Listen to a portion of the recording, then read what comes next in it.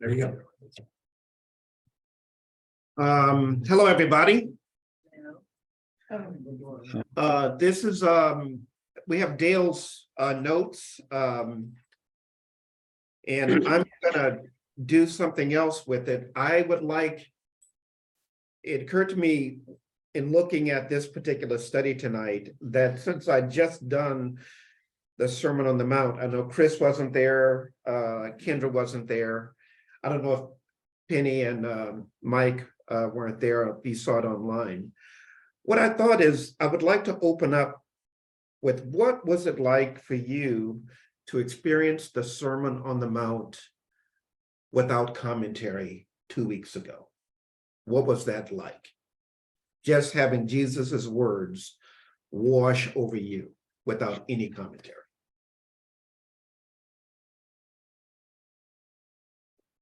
Inspirational, rewarding, exciting. Yeah, it was a wonderful experience. And that's especially good for you because I know hearing tends to be a... Well, I heard it on the internet. Oh, you heard it on the internet. Did you put it up at highest volume? Okay, good.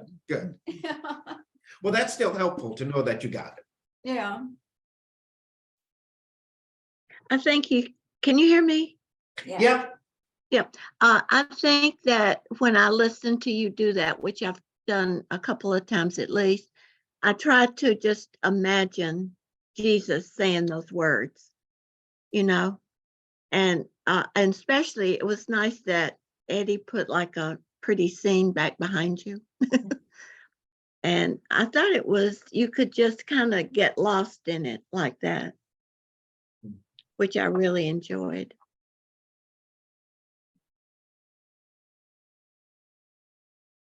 I was conscious too of the background. It was very well chosen and helpful to kind of, even though, there were other things between you and it. I was grateful for that. And just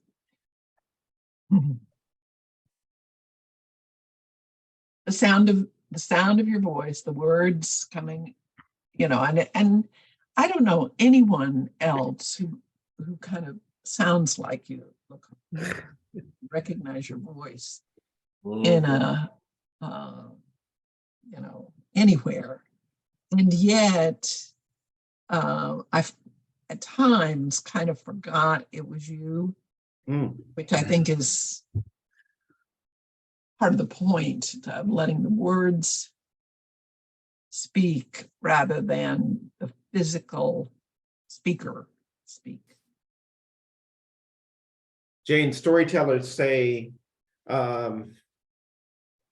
what's important are the words, not the storyteller.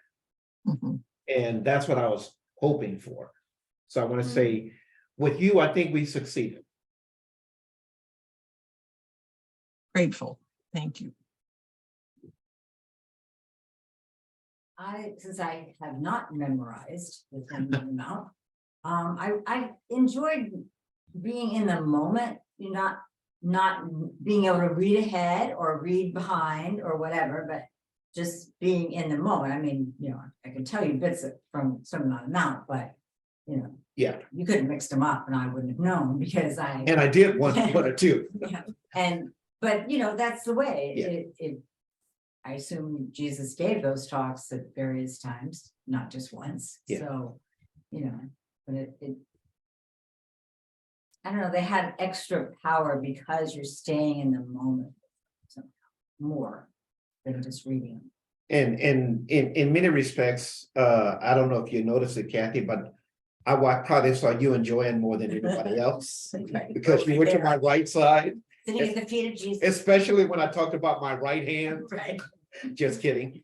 But it was watching. I did something I'd never done before. I don't know if you all noticed, but I didn't have eyeglasses. And the reason why I didn't have the eyeglasses was not because I didn't want to see people. It just occurred to me that when Jesus walked the earth, he probably didn't have eyeglasses. Probably not. And that little thing made me go, I'm not gonna wear eyeglasses. The other thing is because I could hardly see beyond Kathy and Joanne, it actually made me focus on the words coming through me. And while I'm looking at the audience, I think people saw me looking at them, but I could tell where Scott was, I could tell where other people were, but I couldn't see them. The only people I could really see was James on the left side. And I want to give props to James because this is James the whole time while I'm doing the Sermon on the Mount. I don't think James knew it. He was doing this.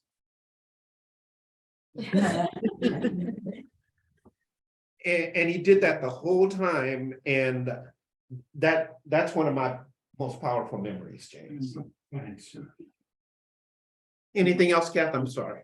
I like the way you modernized some of the phrases. Did you get that from a newer version of the Bible, or you did it yourself? I did it myself. Very good. I did it myself. I tried to say brother and sister Yeah, instead of just saying man. yes. So, or just brother. Anyone else? Laconia, I was thinking about when you did some of those hard verses, especially Jesus saying, if your right eye causes you to sin. And I think, you did what you didn't like, I don't say play it down. Like it's still Jesus's words. So I thought you handled some of those, I'll say, harder verses well.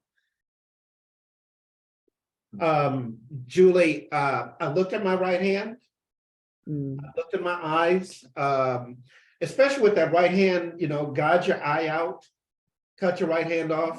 Now, I think Jesus was speaking metaphorically, but to point to my eye and to reach for my hand, it occurred to me that he could have done that. Yeah. And I wanted to do something, especially with kids in the audience, so that they could relate a little bit to it instead of just be all words. So that's where that came from. Anybody else before we dive in? Laconia, Yes, sir. I would just like to say that I echo everything that Elaine said about it. I think her words are really well chosen. And I would also like to add that it was just awesome. And it's the next best thing to actually being there when Jesus was giving the Sermon on the Mount. Thank you. Thank you, Robert. Thank you. You were there, weren't Well, I did say when I did this in Greenville, South Carolina, 15, 20 years ago, an elderly white woman came up to me and said it occurred to her that while I was doing the Sermon on the Mount, that Jesus was short, black, and bald. So, You were already bald 20 years ago? My goodness. well, thanks, Jane. But also Laconia, we had a few visitors that Sunday, and I couldn't help but think, put myself in their shoes. What would they be thinking sitting there? mhm. And I bet you they were glad they came to church. James, you were going to say something? Yeah, I read the Sermon on the Mount, but when you spoke it, it was so breathtaking. It was so interesting. I just had to keep nodding my head, Yeah, Julie and I were Facebooking today. I just created a verb. We were Facebooking today, and I don't know if you all saw it, but I put out on Facebook that I was deeply moved by the church's intense listening. And frankly, it's scary. When I first started doing the Sermon on the Mount 25 years ago, I started memorizing it. I started practicing it. And after I got through the Beatitudes, I just sat in the auditorium and I just cried. And I know the reason why I cried is because I knew that in trying to learn to recite the Sermon on the Mount, I would never live up to all of its precepts. Yeah. And despite that, I still thought it was important for the Sermon on the Mount to be recited. Go ahead, Elaine. You went beyond the Sermon on the Mount Don't tell people that, okay? because you talked about divorce, Uh-huh, you know? right? Is that part of the Sermon on? Yes, ma'am, it is. Yeah, it is. That was not that was Jesus's words, I Elaine. know. Okay, so different question. Before we get into the study by Dale, thinking about the Sermon on the Mount, what did it teach us about engaging the unloving? Think about the Sermon on the Mount. What in the Sermon on the Mount would challenge you about engaging people who are unlovable? Laconia, this is all. I think I could jump in on that. One of the things that I was going to say about the Sermon on the Mount is that it runs a full gamut of emotions. I mean, it starts off with, blessed are the poor in spirit, and then, it goes into things like we spoke about, an eye for an eye and divorce and adultery and things like that, and it ends up in things like prayer. And so when you deal with people that are unloving, there'll be a roller coaster ride. Absolutely.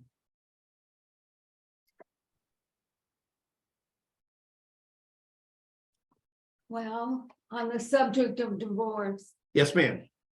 it's very hard to live up to that teaching if you're married to a person who's cruel to you. Mhm.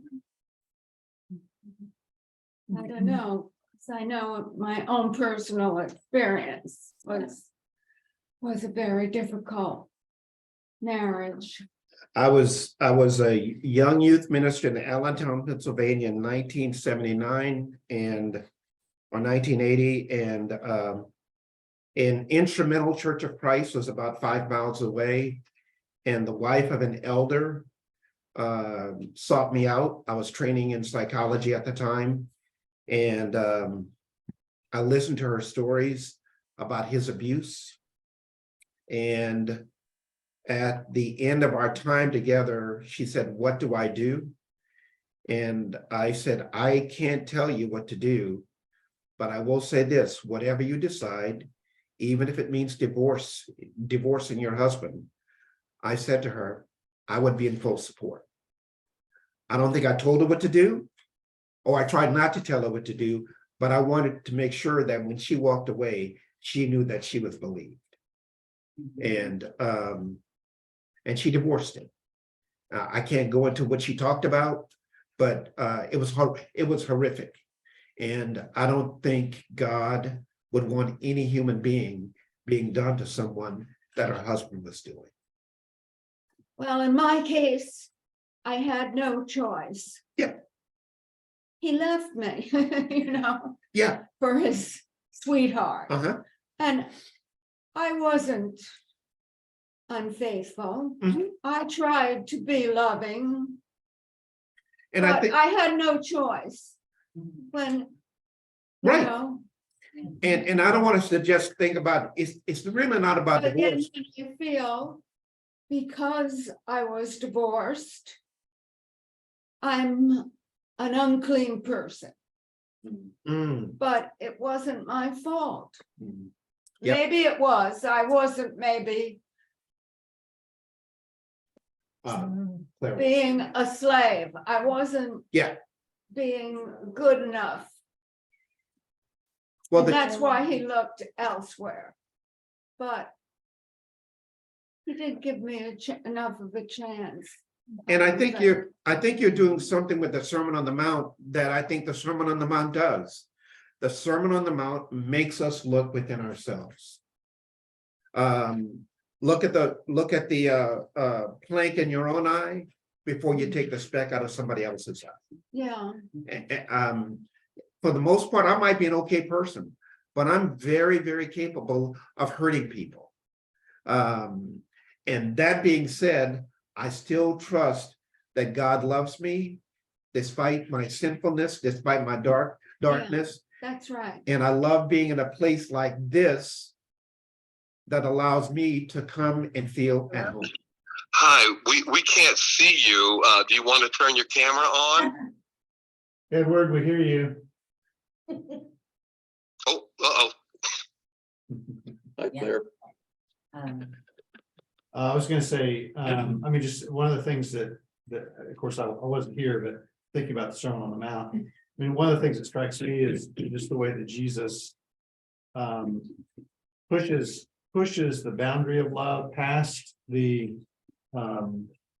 secular notions of it, because Jesus says, if you love those who love you, Right. you know, you're not any better than Yeah. the pagans. But then he also pushes it beyond the boundaries of the religious world Yeah, as well, who, you know, you've heard that it was said, love your neighbor and hate your enemy, but I Mhm. tell you, love love your your enemy. enemy and pray for those who persecute you. Mhm. So, you know, to me, that's one of the real challenges of the sermon is allowing it to push me beyond what seems normal and reasonable. I'm gonna be transparent and say, years ago, I approached the elders, and there were one or two people here at church, frankly, who I did not like. And they did not like me, and that was okay. And I tried to befriend them, not in a way that I thought was what's the word? Trying to be patronizing toward them. I really tried to be kind. But I began having negative dreams about this family. And one day I found myself waking up in the middle of the night, and I was punching the air, and I was punching this family. And I said to myself, I want to go to church with them, but I can only say one word to them, and that word is hello. Anything beyond that, I wasn't sure what was capable of coming out of my mouth. So I told the elders that. I don't know if John remembers this. And but I also said, they are deep members of this church family.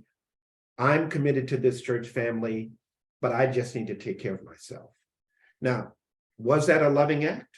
Was that an unloving act? I don't know. The best thing I think I could do was to say, I want them to come to church. I didn't want it to be, number one, I couldn't kick anybody out anyway. Number one, I would fear that I would be kicked out. But I think not unlike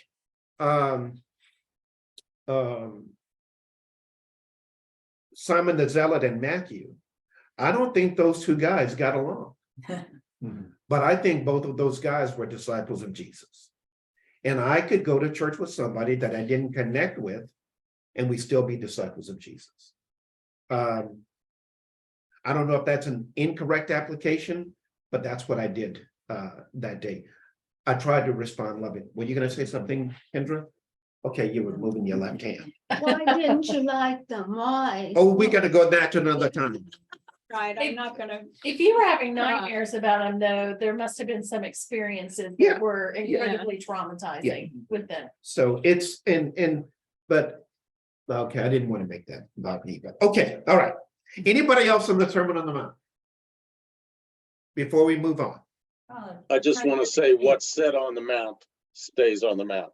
Yeah, Kathy? I was just saying, you know, part of the Sermon on the Mount is to turn the other cheek. Yeah. I mean, and Yeah. if somebody strikes you on one cheek, turn the other one and get smacked on that one. And, Yeah. you know, that's beyond what we normally think of as an okay thing. Yeah, So, right. I think that that's what the Sermon on the Mount does, though. It never really allows you to get comfortable with the level and say, the level I'm doing is the perfect level Mhm. for Jesus, you know, it just, there's always something you could be doing that's more. So you can never say to yourself, I'm righteous. Yeah. because I do it the Right. right way, you know, I mean, you just keep searching for those ways to be more loving or be loving to unloving people, you know. Right. You can try at it today, you can try it some more tomorrow, and Yeah. you're probably gonna have ample opportunities here. Yeah. But Claire, can you hear us? Oh, hey, Claire. Yes. The picture looks very Oh. blue. I don't know what's going on. Claire. Welcome aboard, Claire.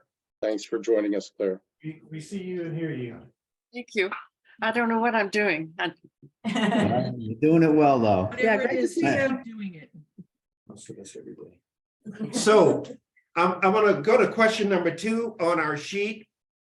What does needing to engage unloving people feel like and why? What does needing to engage unloving people feel like and why? So I gave you an example, but do you all have any examples? Don't have to be specific, but do you remember how it felt when you had to engage someone unloving, either in church or out? What did it feel like and why?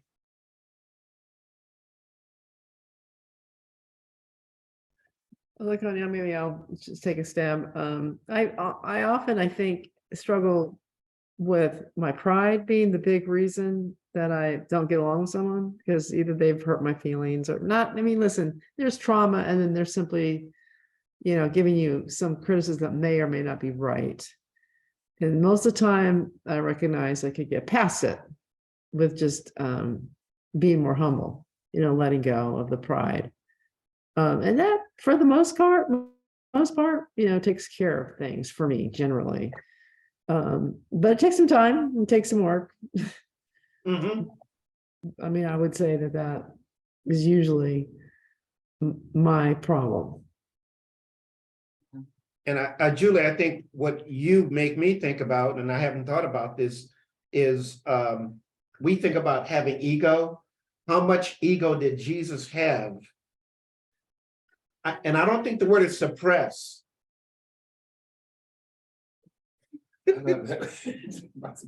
How much ego did Jesus have to let go of in order to do what he did on earth?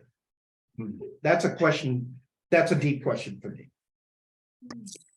For sure. And one that Can you say some more about that? I'd be interested in what you're thinking there. I hate you, Chris. Well, I'm jumping off of Julie's question. I think we deify Jesus so much that we dehumanize him. Catch what I'm saying there? We talk about Jesus's godly qualities when he had the same human qualities as all of us. And was it a struggle for him to let go fully of himself to fully engage his walk with the Father? It makes me think, Father, help me get rid of my spirit, not my will, but yours be done. That's ego. And he let it go. What I haven't thought about is how difficult might that have been for him?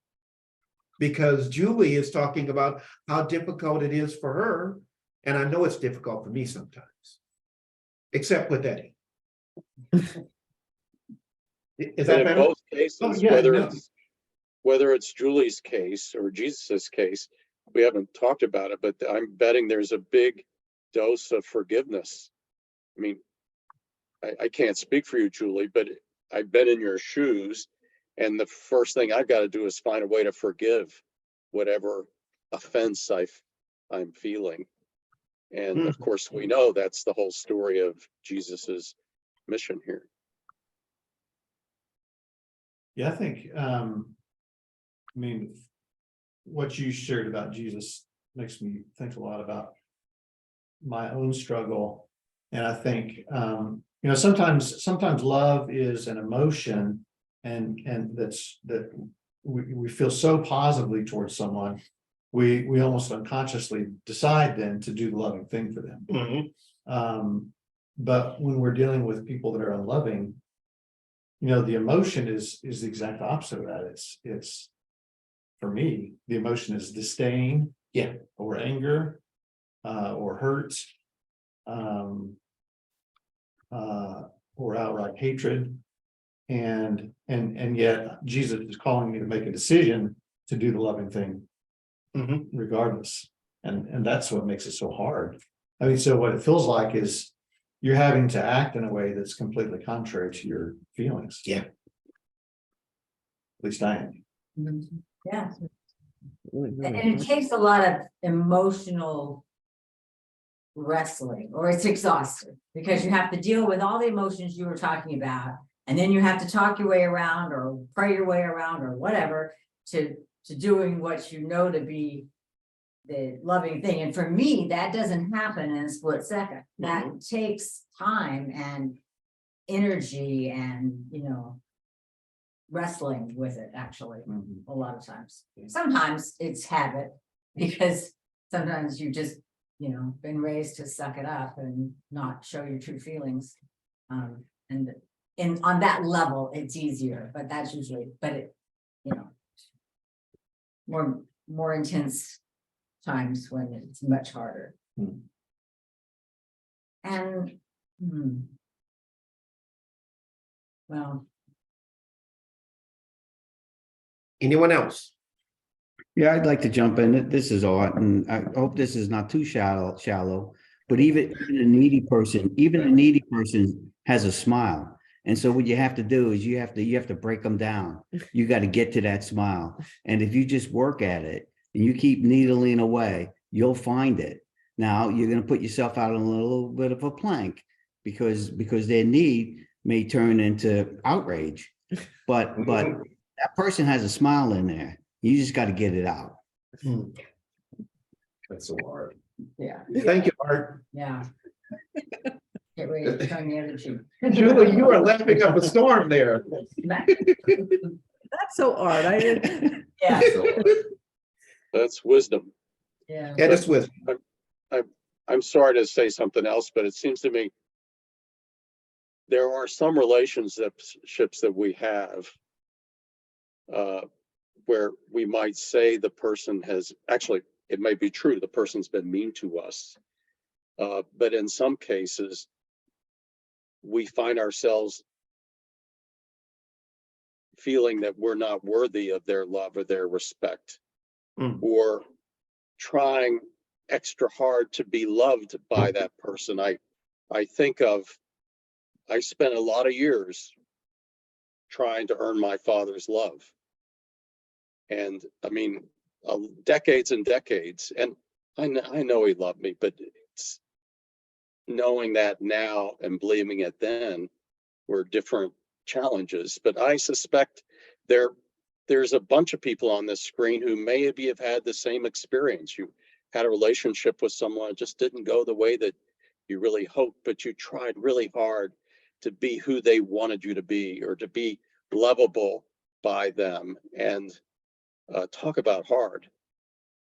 But we don't give up.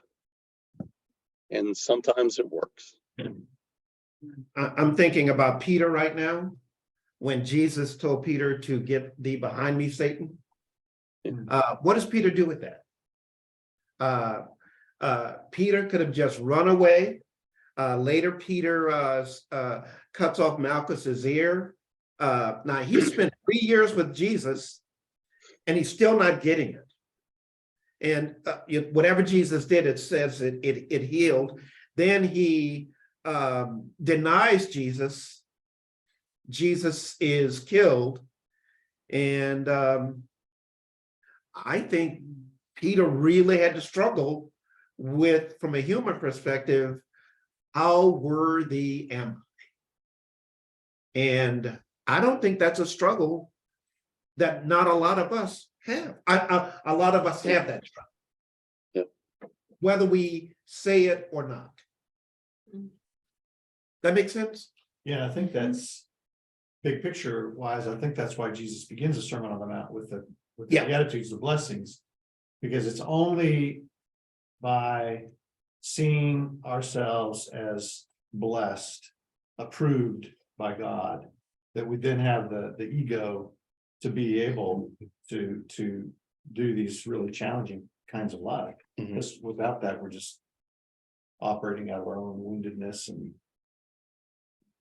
trying to get that approval that we don't think that we have. But that's really challenging. And I think that's why Jesus' ministry begins there at the baptism. This is my son whom I love, with whom I'm well pleased. Elaine, were you going to say something? No, I was just gonna say that as Paul says in First Corinthians or second, I forget.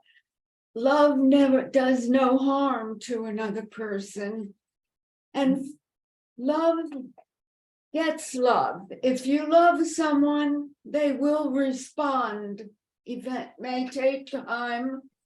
You should be patient. But I have found that as a parent, that mother's love is unconditional. But sometimes we may think we're being loving, and we're not. They don't, your child may not receive your love as you intended it to be love, Right, right. but they will respond In time.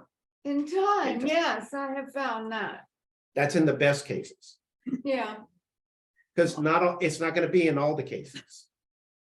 yeah. So you have to be patient. Yes, ma'am. It helps. I've been seeing. Yes, sir. James wanted to say something. Sorry. I love this guy, you know, a number of months ago. He messed up my life for about 8 months, you know, and I paid his bills, paid his whatever he wanted, let him use my truck to go home or whatever. And he didn't bring it home in time. And I'm not saying I wasn't in the right frame of mind, but I waited for him to come down. I hated him so much. I waited for him to come down with my truck. And if it wasn't for Eddie, you know, I'd be doing time. And so it's a guy that still I like, still I reach out for Jesus, still I have that discernment and spirit. This guy messed me up. I hated him so much, but I offered him work, you know, I offered him to use my truck on a Sunday, you know, and this guy's rough, okay? Well, I'm not too sensitive. And it's just, I just felt that in my heart, you know, that love, I gotta love him still, gotta love God, and I reach out to him for Jesus Christ. I touch him, even though he badmouths me and everything still. And I don't care what he did to me. Well, I do care, but I still love him. I still love him, and I'm still reaching out for him because something in my spirit tells me to. You know, maybe not 8 months ago, or not, you know, when Eddie blocked it, but then, but now. Amen. I hear a lot of Appreciate your, that I hear a confession. lot of your mother and your father, because they showed you unconditional love and tried to, you know, pull you out of the fire and send you out of town and all of that. And I think there's a lot of Jen and Frank Yeah. baked into that, and you're trying to pay that forward. Yeah, I am. Yeah. And you showed unconditional love that day, you know? It's conditional. Yeah. Yeah. Took it out of my hand and that was that. I couldn't do nothing more. But yeah, and But- life goes on. But what that tells me is that what the disciples did, what the 120 did, they did it in community. And what Eddie and what James is talking about, they did it in community. It wasn't one-to-one, it was really in community. So, Jane, you were going to say something. We've been using the term unloving almost all the time, but a couple of times someone has used the form unlovable. I think John did. Yep. I felt unlovable, but it occurred to me it's not quite the same thing. I think it's a matter of perspective. I'm not sure. But if someone behaves in an unloving way towards me, it makes me feel unlovable.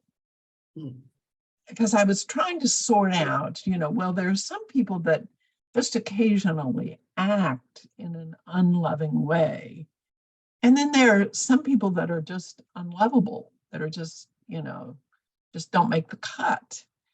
And the Sermon on the Mount, there's no hint of that in there. Everybody makes the cut to be lovable. Mhm. And so I was just musing, I guess, on the way we use that word and what, because I've often, and I suspect many of you have too, heard it used and pegged on somebody or something as unlovable. It doesn't happen often, but it does happen. Mhm.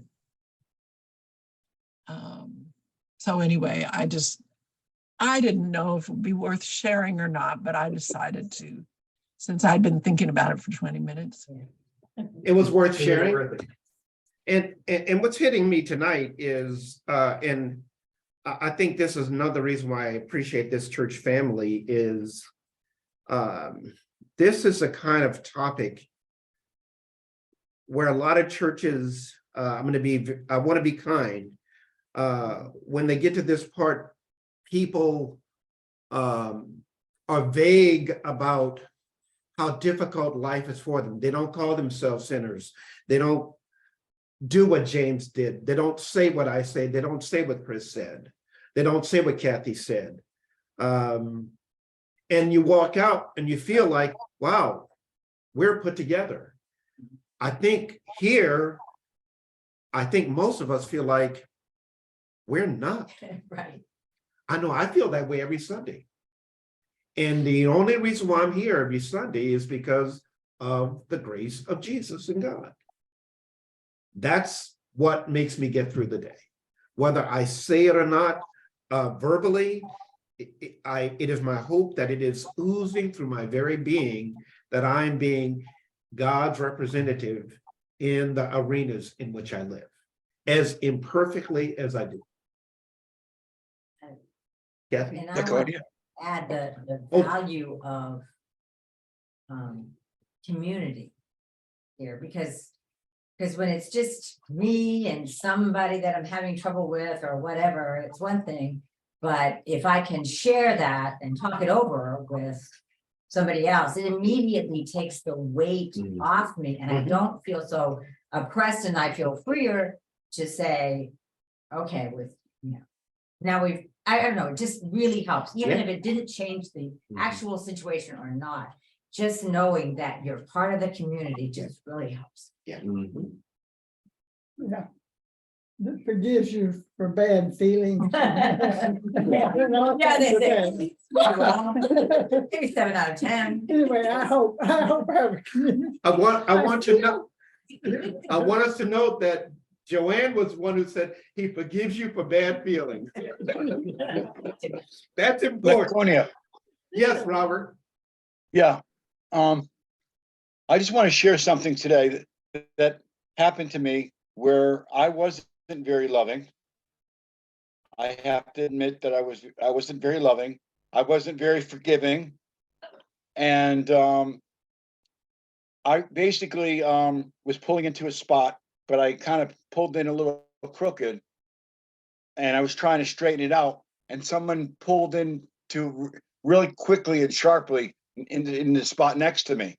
And I rolled down my window and I said in a not so nice tone, you could have waited till I straightened it out, kind of like in that kind of tone that I'm demonstrating now. And my wife looked at me, and I raised my voice, and I had coals on my head, but this lady, anyways, Deborah and I continued staying in our car and talking, and these people quickly went into the store and came back. And I rolled down my window again, and I apologized about my behavior. And the woman put coals on my head. She acted so much more like Jesus than I did. And when I raised my voice at her, she just calmly said, "Oh, I'm sorry," and like that. Anyway, she put coals on my head.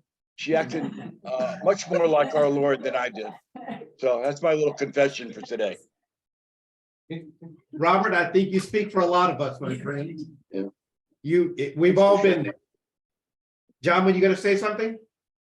I just asked Robert, or I thank Robert for sharing that. I want to end with one other question. Think about the Sermon on the Mount, unloving situations depicted in movies, TV shows, or books. With what consequences? I have one in my mind, but I was wondering if other people have. Well, I immediately think of the movie that opened this week, John Wick 4. And maybe a month ago, I watched all three, John Wick 1, 2, and 3. And I assume John Wick 4 is in the same genre. Yes. And the whole theme of that is you take, I mean, it all starts when they shoot his dog. And he slaughters countless people out of that. And I assume John Wick 4 is going to carry it all the way. I think it is. To its end. So instead of turn the other cheek, it's I'm gonna It's kill take you, him out. your family. Yeah. Right. And everybody you ever know. Yeah. But I'm gonna do it so quick, you won't even notice you're dead. And here's 4 movies devoted to it. My example is The Help. Oh, yeah. And the lady who brings the pie. And it's so good. And Good choices. but that's a consequence. I'm not saying it was right, but boy, it was a funny scene, Yeah. Other examples? It That's seems. why I prefer pecan pie, Laconia. Okay, I'm not going for the chocolate pie. okay, all right. Who else was gonna say something on the screen? Yeah, I was gonna say, Laconia, just say that, all movies and books, I think what they really are trying to do is, make a sympathetic character or an unsympathetic character, and everybody is going to love one and hate the other. Sometimes they're a little bit more interesting, and you get a chance at being sympathetic towards one side of them and unsympathetic towards another, but that usually makes it pretty complicated. Mhm. So, I think most stories, and a lot of times if I'm reading a book and I can't find anybody I'm sympathetic with, and I don't go on, Yeah. I don't continue reading unless I find that person at least that I like and understand and feel like they're good. And then there's another person that usually helps illuminate that about them, and that's the bad person. Thanks, Julie. A movie that I was gonna mention, I don't know if any of y'all have seen Triangle of Sadness. It was one of the movies nominated for an Academy Award for Best Movie. But it's about these very rich people that go on a yacht. And so then the people on the yacht that have to cater to them, and they make them do crazy stuff, just crazy stuff. They want everything exactly the way they want because they're really rich, and then what happens is that there's a huge storm and the yacht wrecks, and they're on this island. They're all stranded on this island. So now the woman who had to clean up after all these people and were treated really horribly, well, she knows how, because she grew up on an island. She knows how to find food. She knows how to start a fire. She knows how to fish. And so now she's the one in charge. And so then now what does she do? Well, she treats them exactly the way they treated her. Wow. And so those are the consequences, So it's an interesting turnabout. And what's the name of the movie? Triangle of Sadness. Triangle of Sadness. Well, I want to say thank you all very much. I want to note one thing. Elaine is here. Sterling is here. We are grieving with you guys in the loss of your mother-in-law. And thank you for being here tonight. Yeah, thank you. Thanks, everybody. Thank you. Good job, Laconia. Sweet dreams, everybody. Good to see you. Good night. Good to see you all.